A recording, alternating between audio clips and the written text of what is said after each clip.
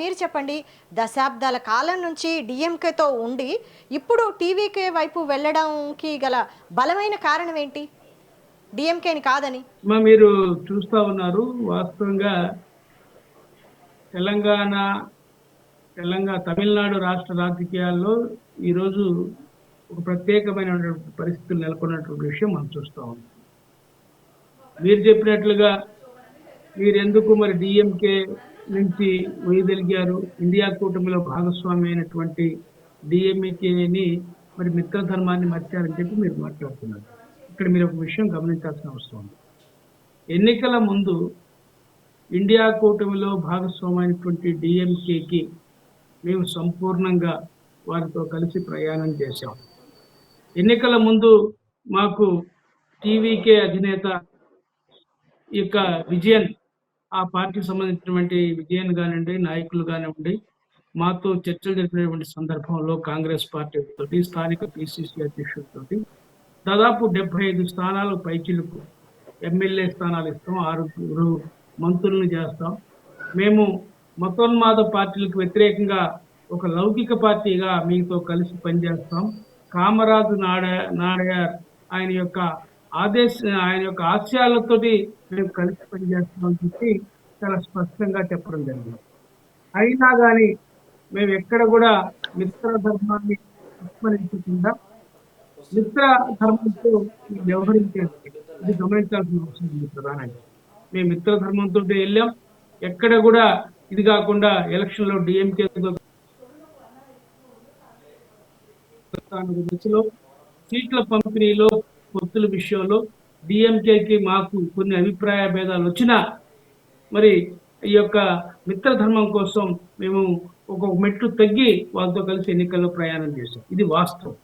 అయితే ఈరోజు విజయన్ గారే ఇప్పుడున్నటువంటి ప్రత్యేక పరిస్థితుల్లో వాళ్ళు మరి ఒక అడుగు దూరంలో మ్యాజిక్ ఫిగర్ ఉన్నటువంటి పరిస్థితుల్లో మమ్మల్ని సంప్రదించిన తర్వాత మా నాయకులు రాహుల్ గాంధీ గారు, అలాగే తెలంగాణ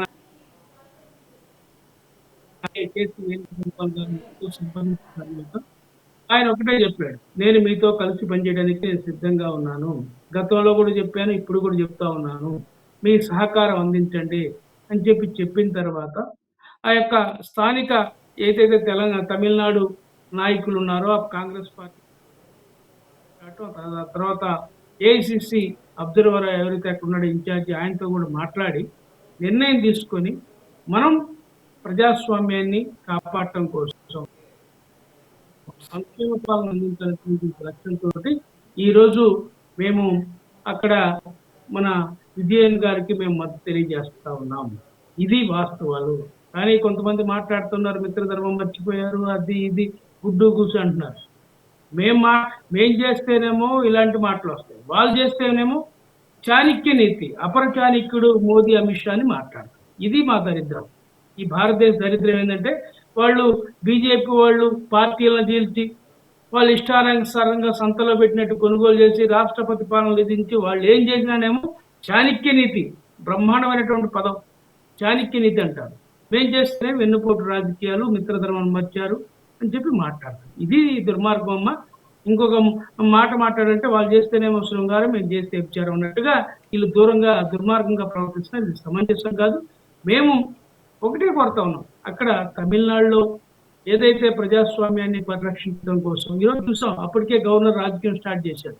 ఈరోజు విజయన్ గారు వెళ్ళి మరి నేను రేపు ప్రమాణ స్వీకారం చేస్తా ఉన్నాను, మీరు అనుమతి ఇవ్వండి అని చెప్పి వెళ్ళి కలిసిన సందర్భంలో మీకు మెజార్టీ లేదు కదా అని చెప్పి మాట్లాడతాడు ఆయన, గవర్నర్ గారు. అప్పుడే బీజేపీ స్టార్ట్ చేసింది. ఇక్కడ ట్విస్ట్ అర్థం అవుతా ఉంది. ఏదైనా పెద్ద లార్జెస్ట్ పార్టీని గవర్నర్ గారు ఆహ్వానించాలా? ఇప్పుడు ఉన్నటువంటి 3 పార్టీలలో పెద్ద లార్జెస్ట్ పార్టీ ఏదైనా ఉందంటే టీవీకే ఏకైక లార్జెస్ట్ పార్టీ. 108 స్థానాల్లో బ్రహ్మాండమైన మెజార్టీతో గెలిచారు. మరో 10 సీట్లు గెలుపుకుంటే 118 సీట్లు మ్యాజిక్ ఫిగర్. ఆల్రెడీ కాంగ్రెస్ 5 స్థానాలు స్నేహహస్తం అందించింది. మరో సిపిఐ, సిపిఎం, ఇతర పక్షాలు ఏదైతే ఉన్నాయో వాళ్ళందరూ కూడా మద్దతు ఇవ్వడానికి సిద్ధంగా ఉన్నారు. మనం చూసినట్టు సిపిఐ అక్కడ ఒకటే హామీ వాళ్ళు ఇచ్చింది ఏంటంటే ఒక షరతు. ఏమని? నేను భవిష్యత్తులో కూడా కాంగ్రెస్ తోనే కలిసి పనిచేస్తా. స్థానిక సంస్థ ఎన్నికల్లో కానివ్వండి, ఎంపీ ఎన్నికల్లో కానివ్వండి, లోక్సభ, రాజ్యసభ ఎన్నికల్లో కూడా మీతో కలిసి నేను పనిచేస్తాను. మతోన్మాద పార్టీలకు దూరంగా ఉంటాను. అంబేద్కర్ గారు, అలాగే కామరాజ్ నాడర్ గారు వాళ్ళ యొక్క ఆశయ సిద్ధికి నేను పనిచేస్తా అని చెప్పి ఒకే ఒక షరత్ మేము షరతు పెట్టాం. దానికి ఆయన మనస్ఫూర్తిగా అంగీకరించాడు. ఎందుకంటే అక్కడ మనం చూసాం, ఆ రోజు ఎన్నికల ముందు కూడా ఏ విధంగా ఇబ్బంది పెట్టారో మనం చూసాం ఆయన్ని. ఆయన సినిమాను కూడా రిలీజ్ కానియకుండా ఏ విధంగా మరి సెన్సార్ బోర్డు పేరుతోటి కేంద్రం నాటకం ఆడిందో చూసాం. ఆయన్ని బీజేపీతో కలిసి పనిచేయమని చెప్పి కోరినప్పుడు కూడా ఎక్కడికి వెనకడుగు వేయకుండా ఒక నిబద్ధత కలిగినటువంటి వ్యక్తిగా, ఒక సైద్ధాంతిక పరమైనటువంటి ఒక సైనికుల్లాగా అయితే ఆయన పనిచేశాడు.